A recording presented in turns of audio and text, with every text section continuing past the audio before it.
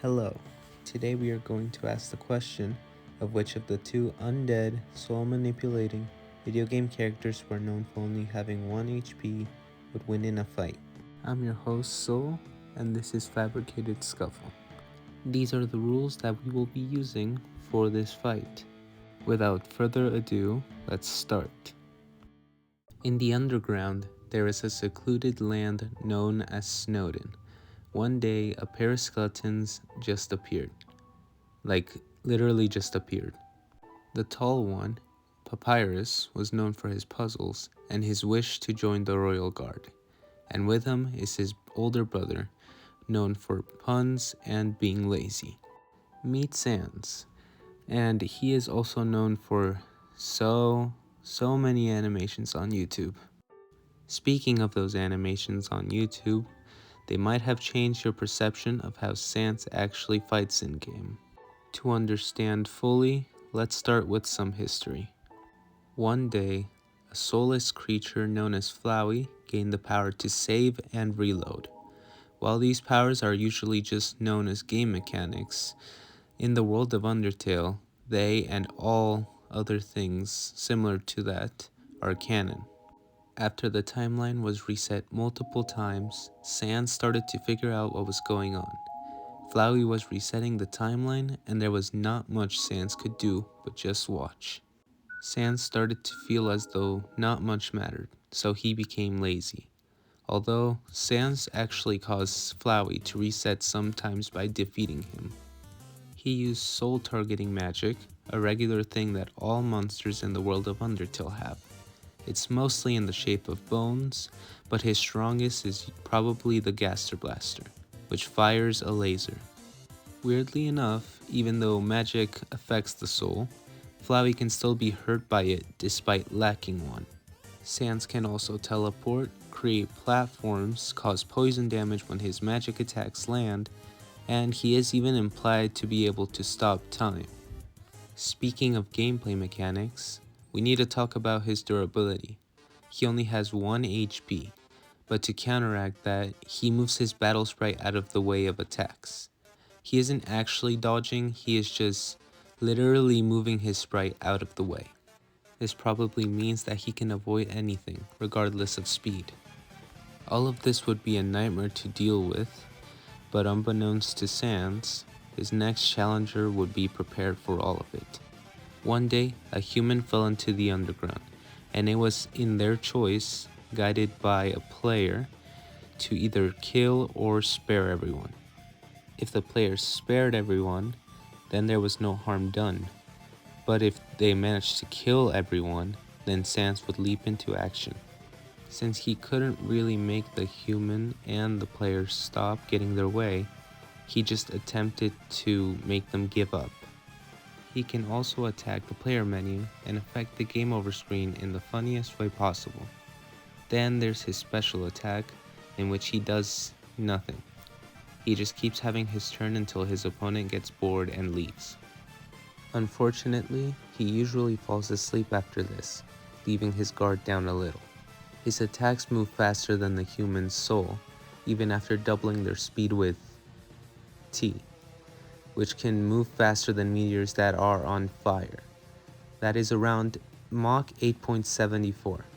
But all of this is not why we love Sans.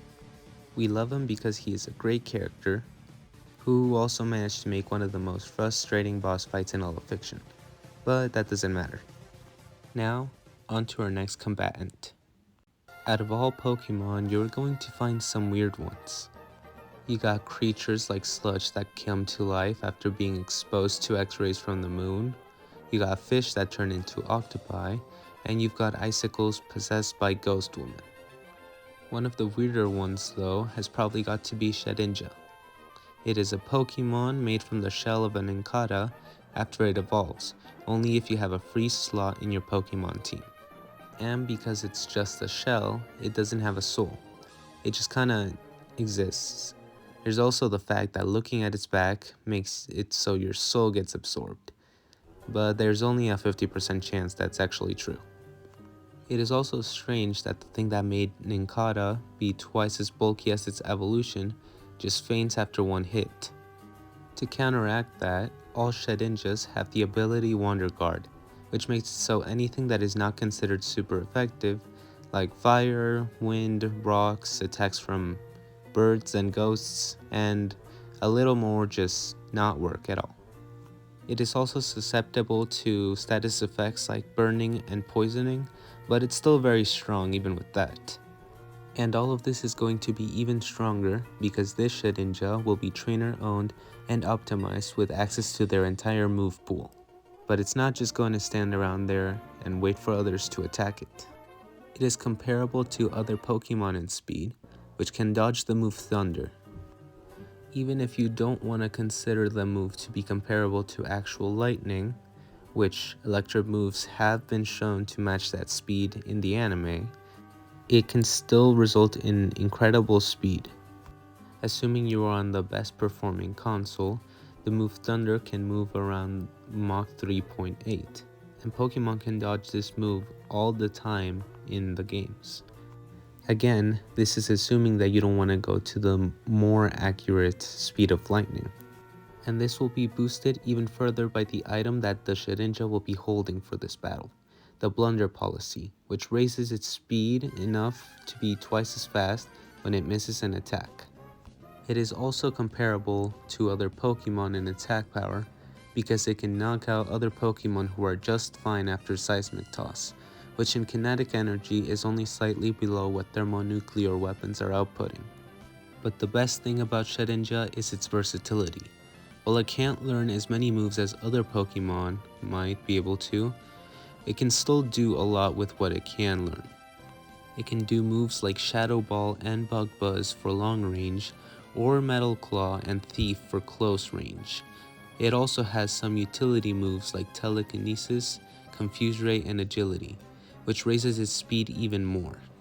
It also has some weirder moves like Sunny Day and Solar Beam, which takes solar energy in order to create a beam of light to fire at the opponent, or Mind Reader, which predicts the opponent's movement to guarantee a hit. It can even use moves like Hyper Beam and Giga Impact if you prefer damage over being able to move for a small amount of time. And a well-trained Shedinja would be able to use all of these moves as well, since a level 100 Shedinja would have had to battle against thousands of opponents with all sorts of moves, powers, and strategies.